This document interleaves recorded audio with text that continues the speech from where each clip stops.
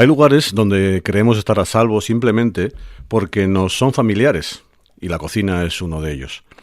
Pero entre hábitos, prisas y rutinas, a veces se esconde más riesgo del que imaginamos. Hoy nos visita Félix Martín García, licenciado en veterinaria y especialista en seguridad alimentaria, para guiarnos por ese sugerente y peligroso Triángulo de las Bermudas que todos tenemos en casa y al que nos va a ayudar a desgranar para mejorar nuestra seguridad. Bienvenido, Félix, y gracias por acompañarnos bajo el árbol blanco. Buenas tardes.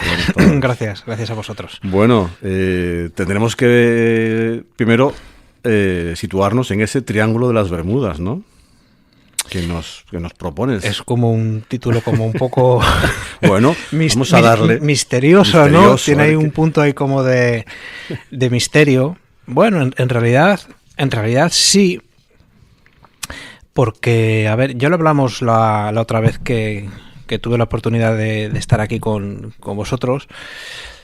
La seguridad alimentaria gestiona algo que es invisible, algo misterioso, algo que se escapa a nuestro control, o al menos a nuestro control a través de nuestros órganos de los sentidos, ¿vale? Uh-huh. Nosotros estamos como muy capacitados para controlar la calidad de los alimentos, la calidad pues por el olor, el color, la textura, el aroma, bueno, sabemos si un producto, si un jamón es bueno, malo, regular, o un pan, o lo que sea.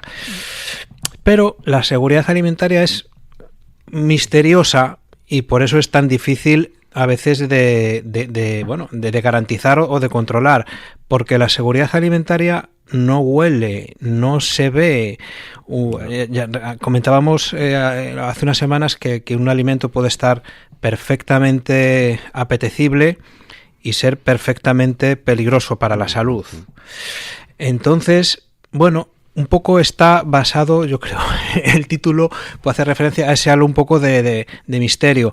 Y lo de triángulo, yo creo que también está bien traído porque hay 3 elementos que nos van a garantizar indirectamente la seguridad alimentaria en cualquier dependencia, en cualquier cocina o por ejemplo, pues en nuestras casas. Y es la temperatura, uh-huh, el tiempo y la higiene.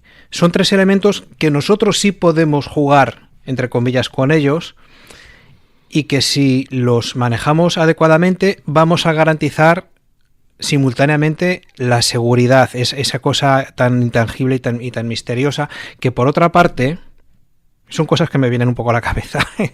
Ya decía Hipócrates, un médico griego, decía, primero no hacer daño, porque un alimento que por muy rico que esté, si te va a hacer daño, ¿es alimento o no es alimento? Uh-huh. Entonces, yo creo que cualquiera de nosotros preferimos primero que no me haga daño y luego que esté bueno. Uh-huh. Que no al revés. Si no... Bueno, a ver, hay veces que las personas somos tan curiosas que preferimos arriesgarnos, ¿no? Y decir, bueno, primero que esté bueno y si me hace daño, pues que me lo haga. No, hombre, como norma general es como un principio casi como de la medicina o de la salud, el primum non nocere, primero que no haga daño y a partir de ahí ya seguimos hablando. O sea, que sobre todo eso de... A ver si luego ya veremos con el picante, por ejemplo, ¿no? O sea, comidas picantes es lo que podemos probar. Voy a probarlo, que está bueno, pero luego si me hace daño, pues da como un... Yo qué sé, los seres humanos somos un poco especiales, ¿sabes? Bueno, entonces, el objetivo que nos propones hoy con este triángulo, ¿cuál es? ¿Cuál es el objetivo que tenemos hoy? Bueno, pues, a ver, por ejemplo, pues conocer esos peligros escondidos a la vista, por lo que decíamos hace un momento, que están ahí acechando y que pueden convertirse en una amenaza invisible. Normalmente los alimentos se convierten, no siempre, pero mayoritariamente es por la proliferación de microbios, de microorganismos, de bichitos, que son tan sumamente pequeños que no los vemos. Entonces, hay un mundo entero, hay un universo de microbios que viven también en los alimentos, igual que viven en nosotros. Nosotros estamos totalmente colonizados por los microbios y esos microbios pues son los que estamos ingiriendo o bebiendo o respirando. Bueno, pues esos microbios viven en nuestros alimentos y si les permitimos que se multipliquen, bueno, lo que te decía antes, entre esa infinitud de microorganismos hay algunos que son peligrosos, unos pocos, ¿vale? Y que si se van a multiplicar no nos vamos a dar cuenta. Nosotros tenemos también que hay que derribar algún mito que tenemos en la cocina y ofrecer soluciones, por ejemplo, ¿no? ¿Por dónde empezamos? ¿Por qué lugar de la cocina empezamos? Hombre, a ver, así desde el punto de vista de la higiene... Yo digo... los estropajos, las bayetas. Bueno, me lo has quitado de la boca. Que es lo primero que coges ahí para limpiar y luego... Eso, claro, eso hay que comprender que eso es ¿cómo podríamos decir? Como el paraíso soñado para una bacteria o para los microbios, ¿vale? Porque ahí se van a encontrar los microbios... Pero imagínate, un estropajo es el que echas el jabón, con lo cual tiene que estar limpio, sí, ¿no? Sí. No, bueno, tampoco. Sí. Eso es un mito. Eso es un mito. Ya tenemos un mito. A ver, en un estropajo, en una bayeta, eso está muy, muy, muy húmedo, está al 100% de humedad, que es lo que les va genial a las bacterias, a todas y a las peligrosas. Hay restos de comida, bueno, para jartarse, o sea...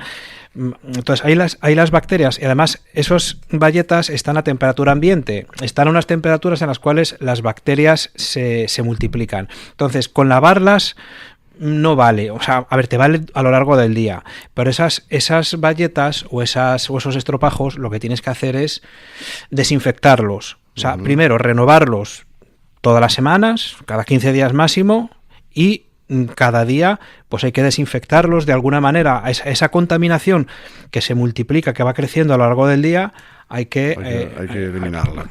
Por ejemplo, un uso que no le solemos dar al microondas es para desinfectar las bayetas. Anda. Claro, entonces, ¿cómo hacemos? Pues tú coges una bayeta. Tengo mi bayeta de limpiar por ahí la encimera y demás. Eso. La lavo un poco bien con mi detergente o mi lavavajillas, la metes en el microondas con humedad. A ver, no chorreando, pero húmeda. Y entonces esa, por el efecto del calor, en cuanto se alcancen temperaturas de más de 70-80 grados, ya estamos eliminando cualquier microorganismo entonces, ¿qué hacemos? peligroso. Metemos la receta es bayeta húmeda, metemos un par de minutos en el micro. Un par de minutos a máxima potencia. Sí. Y ahí la tenemos. O, por ejemplo, si tenemos una lavavajillas que también alcance una buena temperatura, más de 60-70 grados, pues también nos puede servir para ir tirando hasta que renovemos las bayetas. ¿Es cierto eso que dicen de que en las bayetas hay más bacterias que en la tapa del váter, en la encimera del váter?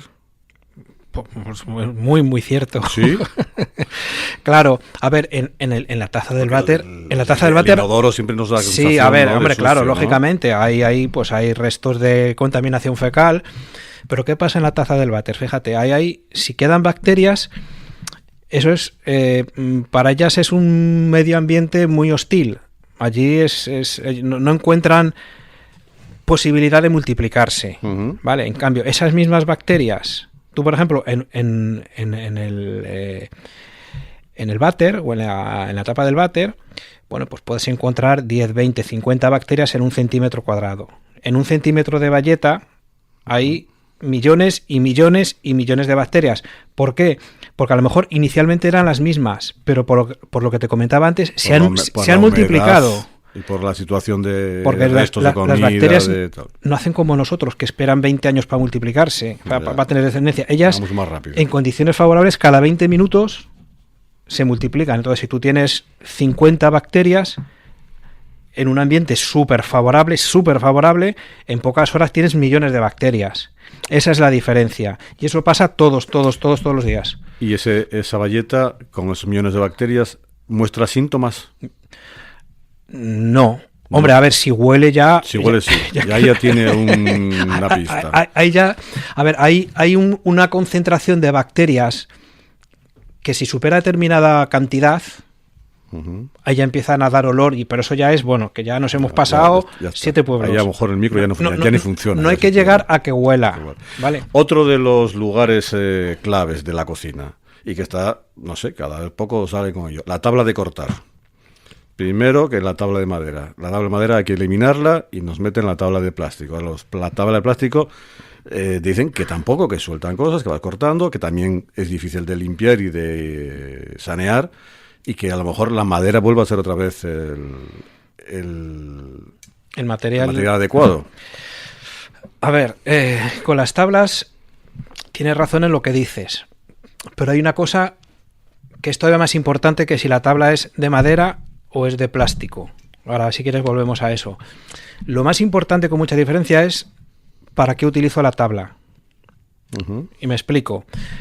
Por ejemplo, deberíamos de tener unas tablas exclusivas para manipular alimentos crudos y nunca utilizar esas tablas para manipular alimentos ya listos para consumo o elaborados. ¿Por qué? Porque los alimentos crudos, los alimentos frescos, son los que tienen una cantidad muy grande de microorganismos de manera natural, pero bueno, están ahí. Un alimento elaborado, cocinado, un jamón york, por ejemplo, o un queso fresco que han sido sometidos a procesos de pasteurización o de calor, tiene una contaminación muy bajita. Uh-huh. Y además van a ser alimentos que también es más fácil que se lo demos a los niños o incluso a personas enfermas. Entonces, ahí no podemos permitir que las bacterias del alimento, de la carne, por ejemplo, del pescado, pasen ahí, porque la carne y el pescado seguramente se van a cocinar y en ese cocinado van a morir esas bacterias, pero las que pasen a la mayonesa, al pastel, al queso fresco o a un producto o un plato ya elaborado. Ojo con no mezclar alimentos frescos con alimentos en las tablas. En las tablas. Eso es lo que se llama contaminación cruzada, que es la primera causa generadora de toxinfecciones alimentarias en las cocinas, tanto domésticas como profesionales. Eso es lo más importante. ¿Tendríamos entonces mejor tener 2 tablas en casa? Claro, por lo menos, sí. Idealmente, o sea, una para crudos y otra para elaborados. Ajá. Una vez teniendo esta práctica, eso es mucho más importante que si la tabla es de madera o si es de sintética, de plástico o de lo que sea. Bueno, pues yo particularmente soy partidario de una buena tabla de madera, ¿vale? Y sobre todo una tabla bien mantenida y bien cuidada. Porque es que ahora con las tablas de plástico, que bueno, aparentemente pueden ser más higiénicas, porque las buenas tablas de madera son tan higiénicas como las de plástico, es que ahora resulta que tenemos el cuerpo, nuestro organismo, aparte de tener bacterias, ahora tenemos plástico. Lleno de plástico. Y eso ya está bastante estudiado, la cantidad de plástico, de micropartículas súper pequeñas de plástico que incorporamos procedentes de las tablas de corte. Entonces... Dejamos un par de tablas de madera. Vamos a dejar de madera, buena madera. De buena madera. Un par de tablas para separar. Ya tenemos un vértice de ese triángulo nuestro, que es la higiene. Hemos hablado de ella. Otro de los vértices pues sería la temperatura. La temperatura. Que ese es cuando sacamos la comida de la nevera o del congelador y lo dejamos aquí en la encimera para que me descongele más rápido. Claro, para que me descongele más rápido, o por ejemplo, si has cocinado, para que enfríe antes de meter yo he cocinado, lo he metido en un tupper, lo dejo el tupper respirando. No lo metas en la nevera porque estropeas la nevera porque van muy calientes y no sé qué. Entonces lo dejo fuera. ¿Cuánto tiempo? ¿Qué pasa ahí? Claro, a ver, hay que intentar evitar que los alimentos estén expuestos a estas temperaturas en las cuales los microorganismos pues podrían multiplicarse. A ver, no pasa nada. Por ejemplo, pues si yo cocino un alimento y luego, a ver, me han sobrado y lo quiero meter en la nevera, bueno, pues lo tengo que meter en un margen de 2 horas. En 2 horas tiene que estar en la nevera. Más de 2 horas ya estoy dando las posibilidades a que crezca. Bueno, o sea, que haya una multiplicación que no debería de... Y si hago una descongelación lenta, por ejemplo, de los alimentos, pues pasa lo mismo. Es muy frecuente, pues a lo mejor dejar por ejemplo, algo caliente, pues enfriando durante toda la noche ahí en la encimera. Al día siguiente, pues ya está frío y lo meto en la nevera. Eso es una mala práctica. O descongelando, ¿no? Tenemos que ir a métodos de descongelación rápidos, puede ser el microondas. Algunos productos se pueden descongelar directamente, por ejemplo, pues ya en el agua de cocción. Siempre evitar estos periodos de horas en los cuales, además con la descongelación, se va a, digamos, a liberar mucha agua y se va a fomentar esa proliferación microbiana que no nos interesa, sobre todo si estamos descongelando, por ejemplo, alimentos frescos congelados, pues un pescado, una carne. Se nos van a liberar unos líquidos. O sea que entonces, en este caso, estos dos vértices de tiempo y temperatura están prácticamente unidos. Claro. Juntos. Yo fíjate, casi los tres vértices son muy importantes, pero en la combinación tiempo-temperatura, si se hiciera bien, le restaría importancia a la higiene, que no es que no haya que quitarla, pero si a los microbios no les damos tiempo ni temperatura para multiplicarse, aunque no seamos tan estrictos desde el punto de vista higiénico, no van a tener posibilidad porque la clave está en la dosis de microbios que nos vamos a comer con los alimentos, de microbios peligrosos. Normalmente necesitamos dosis infectivas altas, y esos microbios que están ahí, que no lo sabemos si los hay y no los hay, y como no lo sabemos tenemos que ponernos en el peor de los casos. Yo voy a manipular mis alimentos como si a ti nadie te puede vender un huevo sin salmonelas, nunca, o una carne sin salmonelas, nunca. O sea, es imposible, nadie te lo puede garantizar. Entonces, ¿es poco probable? Vale, pero ¿es probable? ¿Es posible? Sí, pues yo lo voy a manipular como si esto... Ahora, si yo la tengo siempre en frío, no pasa nada. Si la cocina más de 70 grados, no pasa nada. Con una buena gestión de temperatura y tiempo, aunque haya ahí algún microbio patógeno o incluso por alguna falta de higiene se hayan podido incorporar, está el tema bajo control. Pues Félix, no me digas que ya terminamos. Hemos acabado. Muchas gracias por recordarnos que la seguridad también empieza en los pequeños gestos, ¿no? Y conocer los riesgos. Es que, claro, son muchas cosas, pero el tiempo vuela, contando los riesgos del triángulo de las Bermudas, de la cocina. De la cocina. Bueno, hay más cocinas que se nos han quedado un poco en el tintero, pero bueno, para otra ocasión. Pues muchísimas gracias. A vosotros. Bajo el árbol blanco sigue su travesía.